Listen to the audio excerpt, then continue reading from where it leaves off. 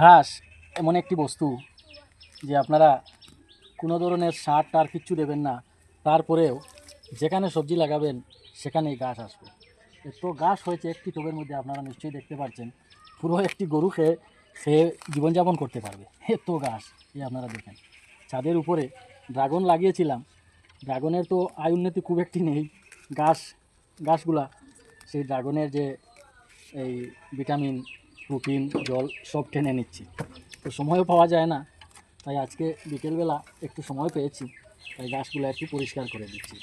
তো সঠিক পরিচর্যা না করলে কোনো জিনিসই ভালো করে আপনারা চাষ করতে পারবেন না এবং তার উপকারিতা উপভোগ করতে পারবেন না। এই আপনারা দেখেন, এত গাছ একটি টবের মধ্যে, পুরো ড্রাগন ফলটা খেয়ে ফেলছে সেই গাছগুলো। তো ভিডিওতে আমরা মাঝে মাঝে দেখি এত সুন্দর সুন্দর চারা, ড্রাগন হোক কিংবা অন্যান্য ফলমূলের গাছ হোক, সেগুলিতে আসলে পরিচর্যা করেন ওনারা। তাই এর মধ্যে মাস দেড়েকের মধ্যে মোটামুটি ফল আমরা পাবো আশা করি। তো আপনারা ওইভাবে যদি শাকসবজি, ফলমূল বা ঔষধি গাছ লাগিয়ে থাকেন, তাহলে অন্ততপক্ষে সপ্তাহে হোক বা 10 দিনে হোক একবার পরিচর্যা করবেন, ঘাসগুলা ছিঁড়ে ফেলবেন, তাহলে দেখবেন ফলন ভালো হচ্ছে। সবাই সুস্থ থাকবেন, ভালো থাকবেন।